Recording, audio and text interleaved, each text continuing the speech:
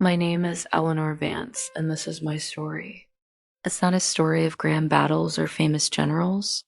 It's a story of whispers in the dark, of bandages soaked in rain and hope, and of the small, stubborn light we tried to keep burning when the world went dark. This is the story of St. Martin sur Recluse, the village I couldn't abandon, and the secrets I kept tucked between the pages of my journal. They say war is hell, and I believe it. But I also learned that even in hell, pockets of heaven can be found if you know where to look. This isn't just a war story, it's a human story. And it starts, as so many things do, not with a bang, but with a simple, aching need to help another soul. The old stone church in the center of the village has a bell that hasn't rung in over a year. The Germans took the clapper, you see, said it was a strategic resource or some such nonsense. I think they just didn't like the sound of us calling to each other. So now the bell just hangs there, a silent sentinel over our quiet little world. It's the first thing I see every morning from my window, and a reminder of everything we've lost, and everything we're fighting to keep. Sometimes when the wind is just right, it swings a little, a ghost of a movement, and my heart leaps into my throat for a second, thinking maybe, just maybe, it's found its voice again. But it hasn't, not yet. It's October 1944. The air is getting crisp, carrying the smell of wood smoke and damp earth, a scent that will forever be etched into my memory as the smell of waiting. I can hear the distant dull thump of artillery to the east. It's like a sick man's heartbeat, a constant, ominous reminder that the war is both far away and right on our doorstep. They've been saying for weeks that the Allies are coming, that liberation is just a matter of time. But time moves differently here. It stretches and sags, filled with waiting and worry. Each day is a lifetime, each night an eternity of listening. I'm an American from a small town in Vermont where the biggest news was the color of the leaves in autumn. I remember the day I decided to become a nurse. I was 12 and I found a baby bird that had fallen from its nest. Its leg was bent at a funny angle. I spent weeks nursing it in a shoebox, feeding it mashed up worms and water from a dropper. When it finally flew away, a little wobbly but strong, I felt a sense of purpose so profound it left me breathless. That feeling never left. It's what propelled me through nursing school, and it's what made me sign up with the American Red Cross the moment I could. I came to France in 43, full of ideals and a desire to do my part, to be part of something bigger than myself. I pictured field hospitals, brave soldiers, the clear, organized chaos of modern medicine. I never imagined I'd end up here in this tucked away corner of rural France, separated from my unit after a chaotic, terrifying retreat. The memories of that time are a blur of noise and fear. The scream of Stuka dive bombers, the choking dust of the road, the sight of a world coming undone. Our convoy was strafed. I remember dragging a surgeon, a man named Dr. Evans, into a ditch, his glasses lost, his hands shaking too badly to hold a scalpel. We got separated in the panic, a disorganized scramble into the woods.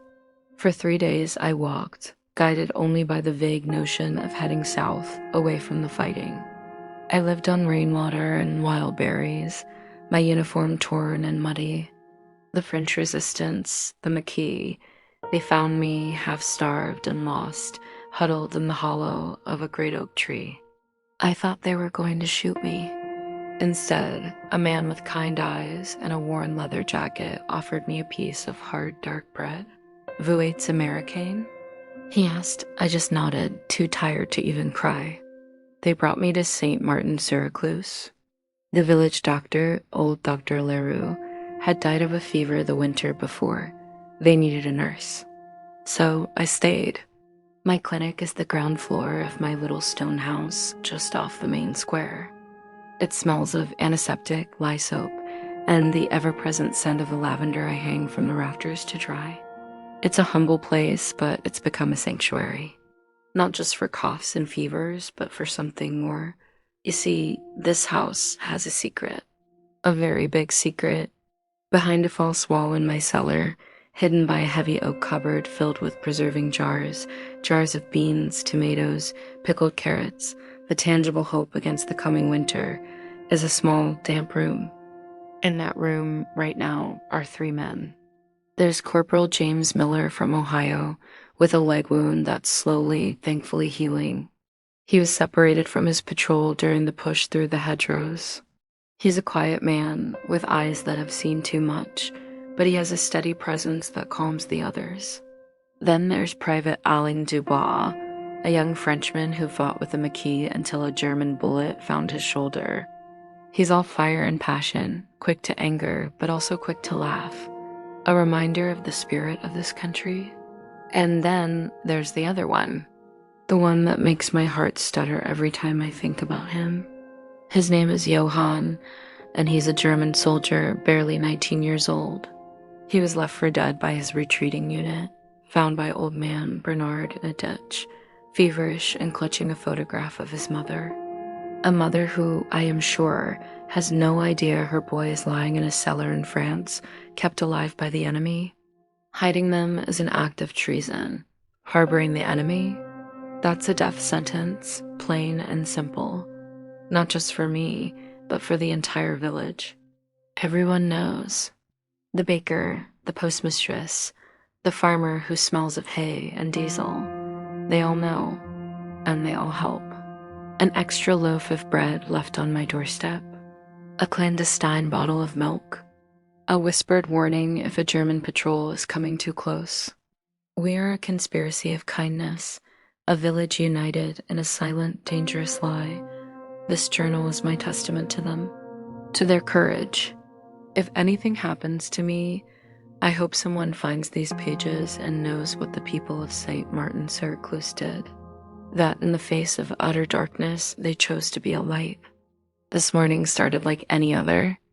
The rooster, a stubborn old bird that has somehow escaped the pot, crowed at the first hint of light, a ragged, defiant sound against the silence. I got up, my body aching from another night on the thin mattress I dragged down to the cellar to be near my patients. I stoked the fire in the kitchen stove, the cast iron groaning as it warmed, a familiar, comforting sound. The first sound from the cellar was a soft, rhythmic coughing. That was Johann.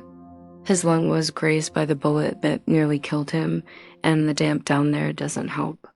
Every cough sends a jolt of fear through me. What if a patrol hears? What if the Feldgendarmerie, the German military police, decide to do a spot inspection? Fear is a constant companion here. It sits at the breakfast table with me. It walks with me to the well. It sleeps at the foot of my bed. I carried a pot of hot water and some chicory coffee down the narrow stone steps. The air in the cellar is always cool and smells of earth and roots, a primal, ancient smell. "Good morning, gentlemen," I whispered, my voice unnaturally loud in the hushed space. James was already awake, propped up on his elbows, doing gentle exercises to keep his good legs strong. His face, though pale, had a determined set to it. "Morning, Nurse Ellie. Sounds like the birds are singing today." A good sign. He always said that. I think it was his way of maintaining a grip on normality, on the world that existed before the war. "They're singing about the rain that's coming," Alan grumbled from his corner, though I saw a hint of a smile on his face. He likes to play the cynic, that he's the first to offer Johann his extra blanket, the first to try and lighten the mood with a joke, even if it's a dark one. I knelt by Johann's pallet. His face was flushed with fever again. "Johann, how are you feeling?" He opened his eyes. They were a startlingly clear blue, filled with a pain that had nothing to do with his wound. "A cough, it is worse, I think." "I'm sorry to be a trouble," he always apologized. For the cough, for needing water, for simply existing and putting us all in danger. "Nonsense," I said, my voice softening as I pressed the back of my hand to his forehead. He was burning up. He was just a boy. A boy who should be in a university or working on his family's farm, not shivering in a cellar in France. We'll get you some more honey for your throat. Madame Clement brought a new jar yesterday. His eyes welled up. Why are you all so kind to me? It was a question he asked often. I never had a good answer, only a feeling, a conviction that had grown in the cellar like a stubborn weed in cracked concrete. Because you are a human being, Johann, and you are hurt. That's the beginning and the end of it.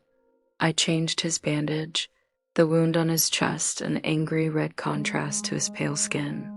I'd run out of proper sulfa drugs weeks ago, and now I relied on honey and garlic poultices, old remedies Dr. LaRue's journals had described. It seemed to be working slowly. The honey drew out the infection, the garlic fought it. It was medieval, but it was all we had. As I worked, I could feel James and Alan watching me. There was no hostility, not anymore. Just a shared, weary understanding. We were all prisoners of this war, trapped together in this small, secret space. We had become a strange makeshift family, bound by survival and a shared, unspoken agreement that our humanity was the one thing the war couldn't take from us.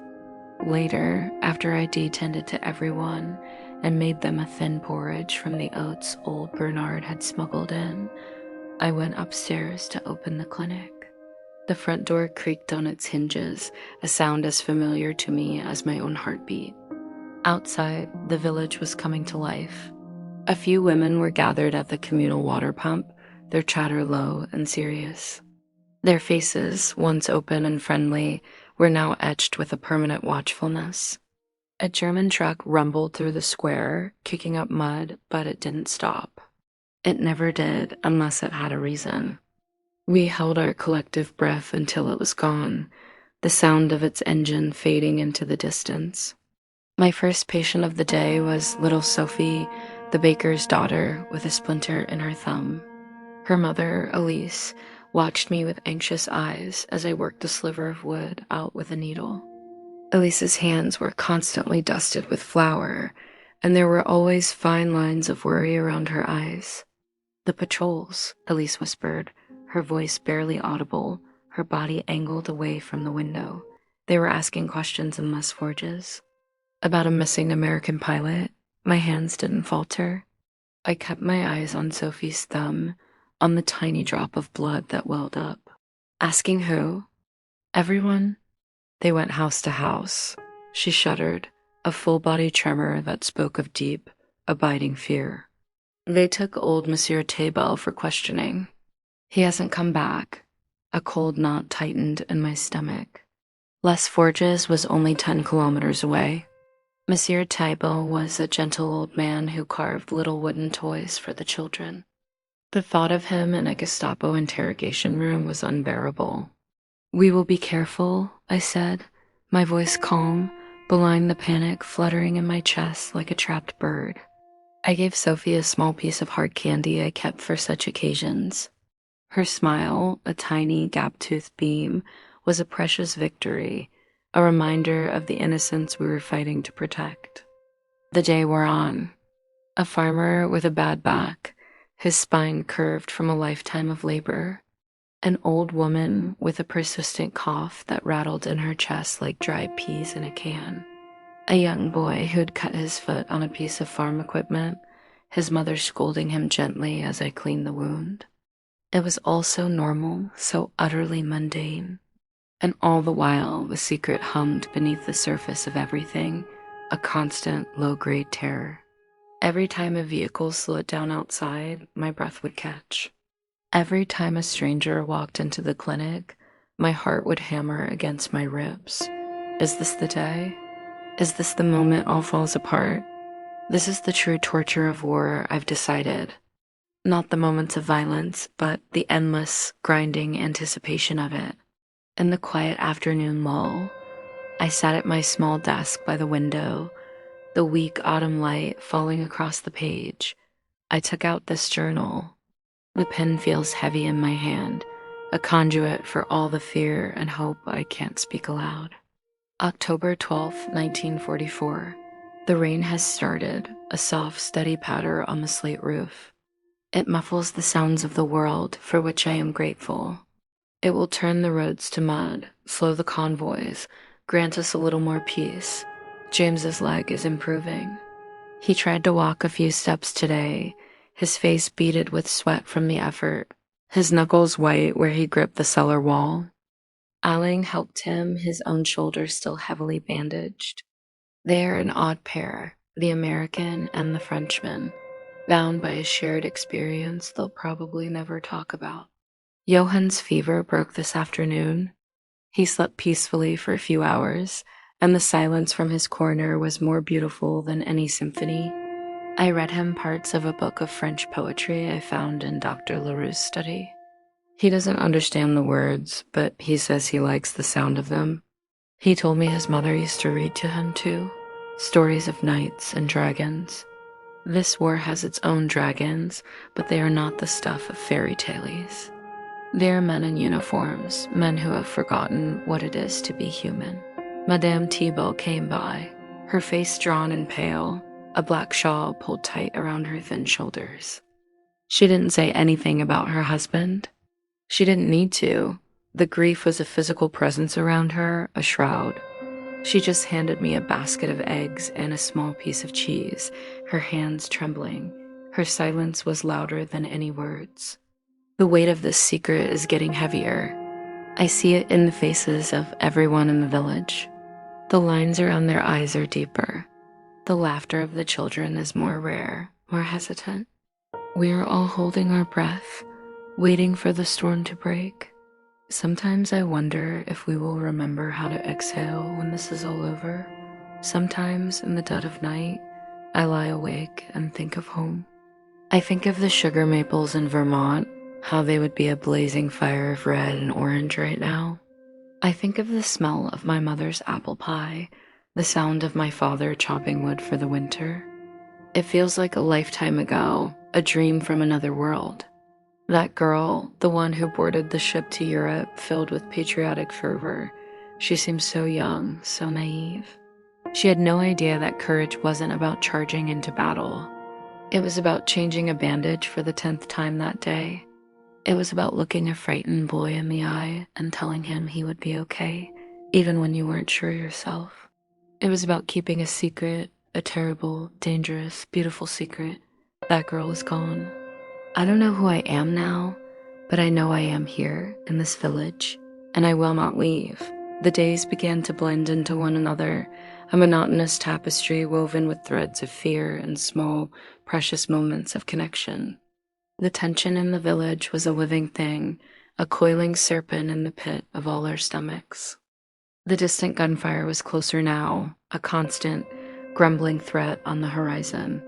We heard planes overhead more frequently, the deep-throated roar of American bombers heading east, and the higher, angrier buzz of German fighters scrambling to meet them. The contrails they left in the sky looked like scars. The Germans in our area were nervous. Their convoys moved through faster, their faces grimmer. They were not just occupying anymore. They were retreating, and a retreating army is often a desperate, and therefore a more dangerous one. They were like a wounded animal, liable to lash out. One afternoon, about a week after the incident with Sophie's splinter, the door to my clinic opened and old man Bernard shuffled in. He smelled of the earth and his pipe tobacco, a familiar, comforting scent. He didn't speak, just handed me a burlap sack. Inside was a rabbit, freshly skinned, a treasure.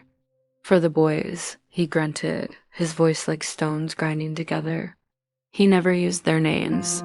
It was always the boys, a safe, anonymous term. "Thank you, Bernard," I said, my voice thick with emotion. Meat was a luxury we hadn't seen in weeks. "This will make a wonderful stew." He nodded, his grizzled face impassive, but his eyes, deep set in a web of wrinkles, held a glint of something.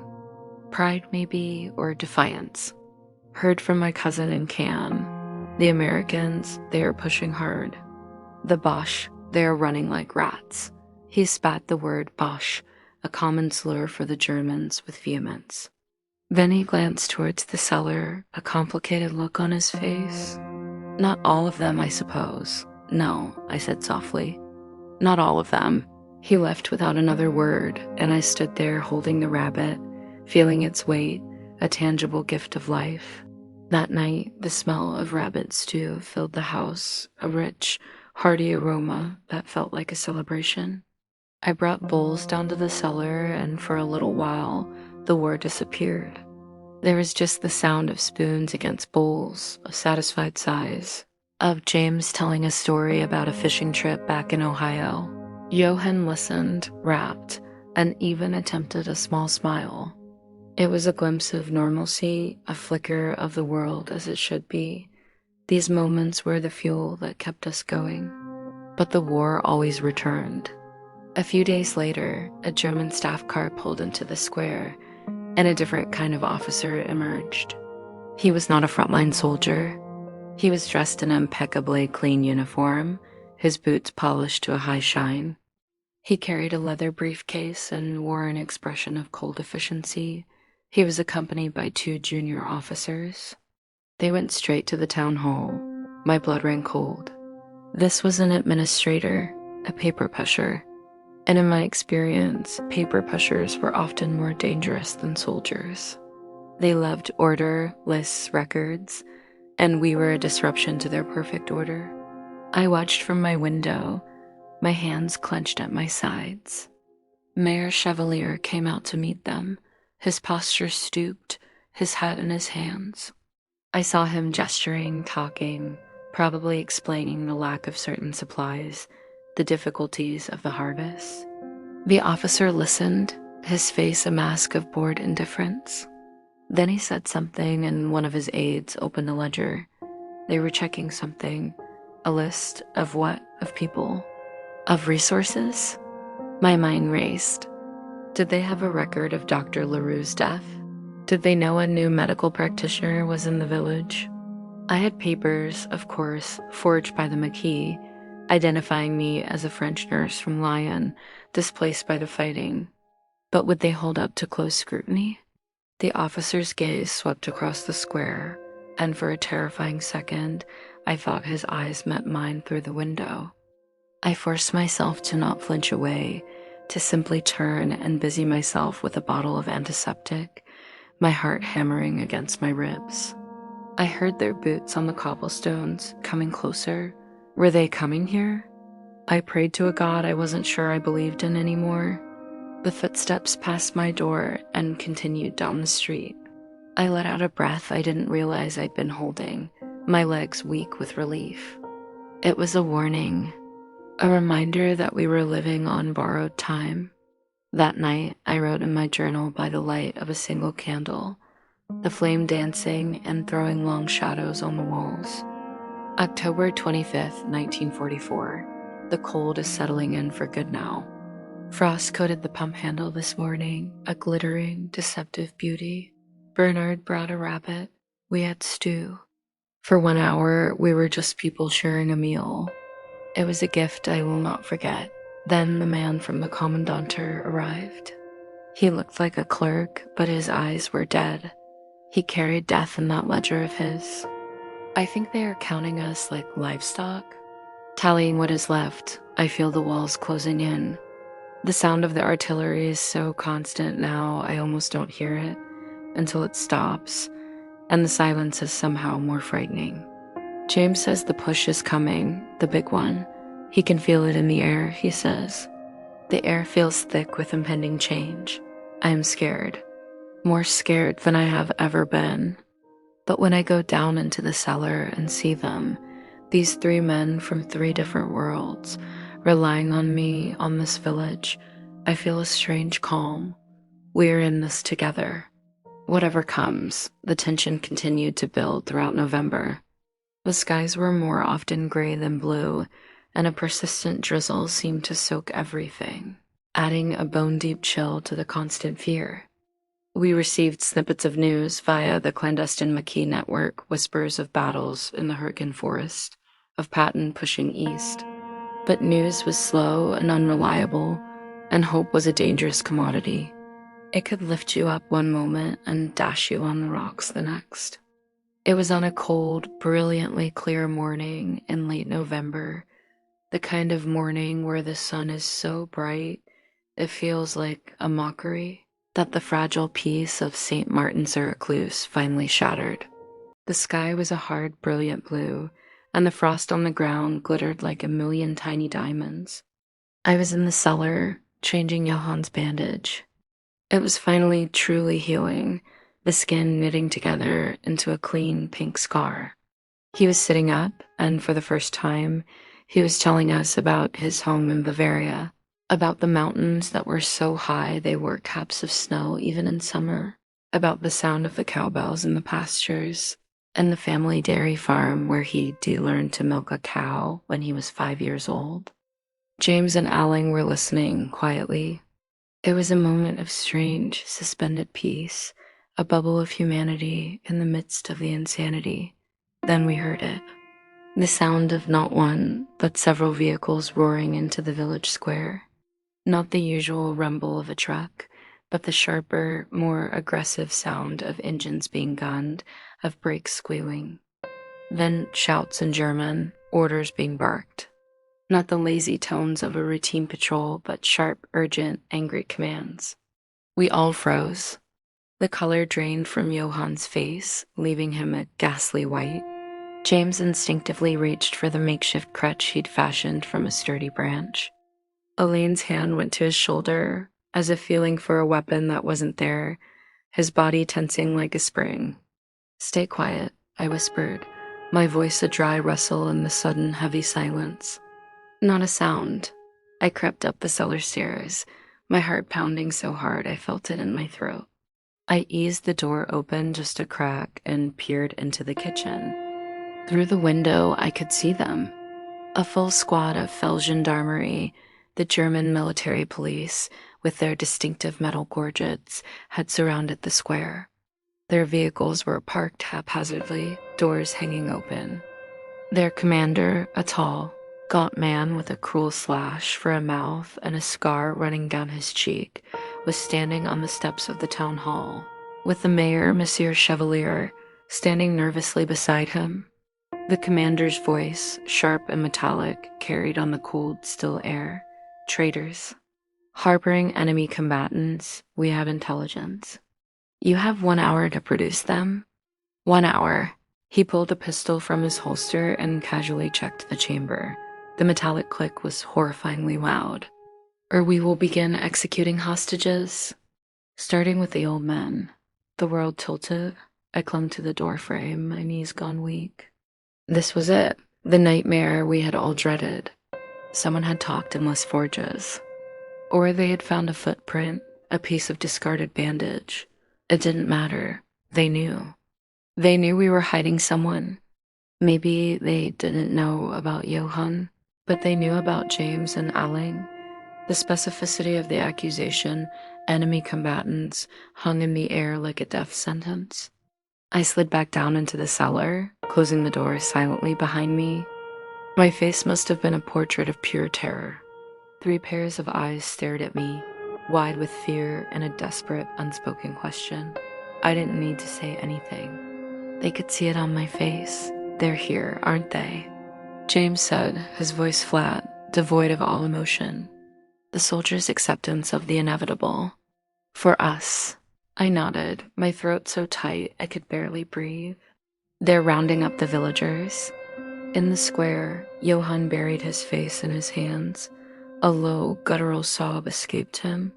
"It is my fault. I should have turned myself in weeks ago. I am a coward." "Don't be a fool," Alling snapped, but there was no heat in it, only a profound, weary despair. "They would have shot you on the spot and still come for us. They don't care about one German deserter. They care about making an example. What are they saying?" James asked again, his mind, ever the corporal's, cutting through the emotion to assess the tactical situation. "They've given the village 1 hour," I managed to say, the words tasting like ash, "to produce you. Or they'll start shooting hostages." I thought of old Bernard, of Monsieur Chevalier, of the fathers and grandfathers of the village. I thought of their faces, their lives. They'll kill them all. A heavy, suffocating silence filled the small room, broken only by Johann's ragged breathing. We could hear the muffled cries and shouts from the square as the Germans roughly herded the villagers together. I could picture it perfectly. The fear in the children's eyes, the stoic resignation on the faces of the men, the silent tears of the women. I thought of Elise and little Sophie huddled together. I thought of Madame Thibault, who had already lost her husband. I thought of the silent bell in the church tower, a symbol of our voicelessness, our powerlessness, and something in me snapped. A strange, cold clarity washed over me. Surrender was not an option. There had to be another way. James struggled to his feet, leaning heavily on his crutch. His face was a mask of grim resolve. Then that's it. We turn ourselves in. We can't let them die for us. It's us or the whole village. There's no choice here. He started to hobble towards the stairs. No, I said, the word coming out not as a shout, but as a low, firm command. It stopped him in his tracks. Absolutely not. That is not an option. Eleanor, be reasonable, James said, his voice pleading. There's no other way. You heard them. They will shoot innocent people. There is always a choice, I fired back, the desperate, insane idea that had been forming in the back of my mind, now rushing to the forefront, fully formed. It was a gamble, 1,000,000 to 1 shot. It relied on everything I had documented in this journal. It relied on the small acts of kindness. It relied on the one fragile sliver of humanity I had seen in the enemy's eyes, in Johann's eyes. It relied on shame. We're not hiding you, I said, my voice gaining strength and conviction. We're presenting you. They stared at me as if I'd lost my mind. What are you talking about? Aling asked, bewildered. I explained my plan in a rushed, frantic whisper. It was simple and therefore perhaps brilliant. Or perhaps it was just suicidal. We would not skulk out with our hands up. We would walk out with purpose. I would present them not as prisoners, but as evidence. Evidence of our humanity. And the key, the linchpin, was Johann. He was our proof. He was the living, breathing testament that this village had not just harbored enemies, but had shown mercy to one of their own. I would use their own man against them. I would use my journal as a weapon. It will never work, James whispered, his face pale. It's the only thing that might, I said, my gaze locking with Johann's. Johann, can you walk? He looked up, his face streaked with tears, his eyes wide with terror. A little, maybe. Why? Because you were going to walk out that door with me, I said, my voice softening. And you were going to tell them your story. You were going to tell them who saved you. The hour passed like a minute and an eternity all at once. We prepared in a frantic, silent hurry. I helped James and Aling put on their tattered original jackets over their civilian clothes, a terrible risk, that they needed to be identifiable as the enemy combatants. Johann would wear his rough French clothes. The contrast would be part of the story. I tucked my journal into the waistband of my skirt, under my sweater. We could hear the German commander's voice again, louder now, filled with impatience and cold, murderous rage. Your time is up. Bring forward the first man, the old one with the pipe. Bernard. They were going to shoot Bernard. That was our cue. I took a deep, shuddering breath, looked at my 3 soldiers, 1 American, 1 French, 1 German, and nodded. I saw the fear in their eyes, but I also saw a flicker of something else. Trust. Ready? I pushed open my front door and stepped out into the cold, brilliant sunlight. The scene in the square was exactly as I had imagined it. The villagers were huddled together, ringed by soldiers with machine guns. Old Bernard was being shoved forward, his face a mask of defiance, his pipe still clenched in his teeth. Every German soldier in the square turned, their rifles snapping up to cover me. The villagers gasped. I saw Elise's hand fly to her mouth, her eyes wide with horror. Little Sophie buried her face in her mother's skirt. The gaunt commander turned his icy gaze on me. You, the American nurse. Get back inside. He said it in French, his voice dripping with contempt. I ignored the command. I took another step forward, my legs feeling like they were made of wood. Herr Kommandant, I said, switching to German. I saw a flicker of surprise in his eyes. I have the people you are looking for. A murmur, part fear, part confusion, rippled through the villagers. I saw the horror on Mayor Chevalier's face. He thought I was betraying them. Bring them out. The commander barked, taking a step towards me, his pistol held loosely at his side. They're coming, I said, my voice gaining volume, carrying across the silent square. But first, I ask that you listen. I have kept a record. A journal. I pulled the leather-bound book from my waistband and held it up. It looked small and insignificant in my hand. It details every life that has been saved in this village. Not just French lives. Not just American lives. I turned and nodded towards my door. There was a long, agonizing pause. The entire square held its breath. Then James emerged first, limping badly on his crutch, his American Army jacket a stark declaration of his identity. Then Alang, holding his wounded shoulder, his French resistance insignia barely visible on his torn collar. A ripple of recognition, mixed with dread, went through the German soldiers. These were the enemies they were hunting. Then came Johann. He stood in my doorway, swaying slightly, dressed in the rough spun clothes of a French peasant, but his face, his fair hair, his bearing was unmistakably German. A stunned, profound silence fell over the square. The German soldiers stared, their rifles lowering slightly in utter confusion. They looked from James and Alang to Johann, and then back to their commander, their faces a picture of bewilderment. This was not in their script. The commander took a step forward, his eyes narrowed to slits. He looked from Johann to me, his mind clearly trying to process this impossible tableau. What is this? A trick? This is Jeff Writer Johann Bauer of the 7th Mountain Division, I said, my voice clear and loud enough for everyone in the square to hear, though I kept my eyes locked on the commander. He was wounded and left for dead by his unit. We found him. We treated his wounds. This village saved his life. I thrust my journal towards him, page after page, Herr Kommandant. The baker's wife who brought him broth. The farmer who gave us milk to strengthen him. The postmistress who kept watch. This village, the one you accuse of treason, sheltered one of your own. They showed him mercy when they had every reason to do otherwise. I looked directly at the commander, pouring every ounce of my conviction, every bit of the fear and hope and desperate courage of the last few months into my gaze. You are looking for traitors, but you will only find human beings here.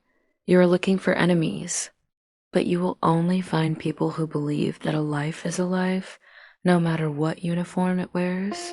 I turned my gaze to Johann. Tell them, I whispered in French. Johann took a shaky step forward. He looked at his countrymen, at their hard, confused faces. He began to speak in German, his voice weak and raspy at first, then growing stronger as he found his courage. My name is Johann Bauer. My mother's name is Liesel. She lives in Garmisch-Partenkirchen. He held out the small, creased photograph he always carried, the photograph of his mother. These people, they found me. I was dying. The nurse, she used honey on my wound. The old man, he gave me his blanket. They had so little, but they shared it with me. His voice broke. They showed me kindness. They are not traitors. They are good people. The German commander stood perfectly still, his face an unreadable stone mask. The entire square was silent, waiting for his judgment. The tension was a physical force, so thick you could taste it, a metallic fear on the tongue. He looked from Johann's pleading, tear-streaked face, to my journal, to the terrified yet defiant faces of the villagers. He looked at James and Alang, who stood with a quiet dignity, their fate no longer in their own hands. For a long, terrible moment, I was sure he would order his men to open fire, to wipe this inconvenient truth, this challenge to his brutal worldview from the face of the earth. I could see the calculation in his eyes. The easy way out was to kill us all and report that the partisans had resisted. It would be clean, simple. Then he did something I will never forget for as long as I live. He slowly, deliberately took off his officer's cap. He ran a hand through his thinning hair. He looked old, tired, infinitely, profoundly tired. The facade of the ruthless commander cracked, and for just a second I saw the man underneath, a man who was probably just as much a prisoner of this war as we were. He barked a short, sharp order, Waffenrunter, weapons down. His soldiers, looking even more confused, lowered their rifles completely, the barrels pointing at the ground. He walked over to Johann. He didn't say a word. He just looked at the photograph in Johann's trembling hand. He stared at it for a long time, as if searching for something in that faded image of a mother he did not know. Then he reached out and gently, almost paternally, closed Johann's fingers around it. He turned to his sergeant, his voice now flat, devoid of all emotion. "Load the wounded soldier into the truck. We are leaving." He then looked at me, his eyes meeting mine. There was no warmth there, no friendship. But there was something, a flicker of respect perhaps, or maybe just the weary acknowledgement of a shared, terrible humanity. A recognition that the world was not as black and white as his orders demanded it to be. "Your village is lucky to have you, nurse," he said, his voice low, almost a whisper. Then he turned, put his cap back on, got into his vehicle, and without another word, the trucks roared to life and drove away, taking Johann with them, leaving a cloud of dust and a village in stunned, disbelieving silence. The silence held for a full 5 seconds after the last sound of the engines faded. Then the square erupted, not in cheers, but in a collective, shuddering exhalation of breath, a wave of relief so powerful it felt like a physical blow. People wept openly, unashamedly. They hugged each other, clinging to one another as if to prove they were still alive. Elise ran to me and crushed me in a fierce, wordless embrace. Little Sophie clung to my leg, her small body shaking. Old Bernard clapped a heavy hand on my shoulder, his eyes shining with unshed tears. "Ma petite," he grunted. "Ma brave petite." I looked over at James and Owain. They were standing together, their shoulders slumped in overwhelming relief. James met my gaze across the crowd and gave me a slow, solemn nod. It was all the thanks I needed.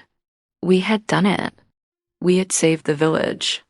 Not with guns or grenades, but with a story.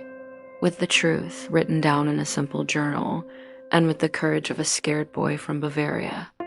That night, for the first time in over a year, the bell in the church tower rang. Old Bernard, the blacksmith, had, in a fit of furious, joyous energy, fashioned a new clapper from a piece of scrap metal. The sound was raw and untuned, a little rusty, but to us it was the most beautiful sound in the world. It echoed through the cold night air, through the valley, a clear, defiant, joyous peal announcing that we were still here, that we were free, that we had found our voice again. I stood in my doorway, wrapped in a blanket, and listened to it. The tears finally coming, hot and freeing, streaming down my face. They were tears of relief, of grief for all we had lost, and of a hope so fierce it felt like a new kind of strength. The weeks that followed were a blur of joy and exhaustion. The distant thunder of artillery grew steadily closer, and then, one morning, it was replaced by the different, more purposeful sound of American Sherman tanks rolling down the main road. The Allied forces, real American and Free French troops, finally reached us. There were tears, handshakes, and the wonderful booming sound of English being spoken openly in the streets. Children waved little flags they'd sewn in secret. Women brought out bottles of wine they had buried in their gardens. The soldiers looked young and tired and triumphant all at once. James and Aline were officially evacuated to a proper field hospital. Saying goodbye was harder than I expected. Aline kissed me on both cheeks, his eyes bright. "You are a sister of France, Eleanor." "Never forget that." James shook my hand, his grip firm. "All right," he promised. "I'll tell them about the nurse in St. Martin-sur-Ecluse. The bravest person I ever met. I watched the jeep carry them away, a chapter of my life closing. Johann became a prisoner of war, but the American lieutenant in charge, a kind-eyed man from Texas with a drawl that reminded me of home, listened to our story. He looked at my journal, at the names and dates, at the entry where I described finding Johann. He promised Johann would be treated fairly, that his story would be noted. The last I saw of him, he was being led away with a group of other posts, but he turned and saw me in the crowd. He didn't wave, but he gave me a small, grateful smile and a nod, just like James had. I like to think he made it home to his mountains, to his mother. I hope somehow that he did. I stayed in St. Martin-sur-Ecluse. How could I leave? This village, with its quiet courage and its stubborn heart, had become my home. The war is over, at least here. The guns are silent. The smell of fresh bread from Elise's bakery no longer has to compete with the smell of fear. The children play in the square without their mothers constantly calling them inside.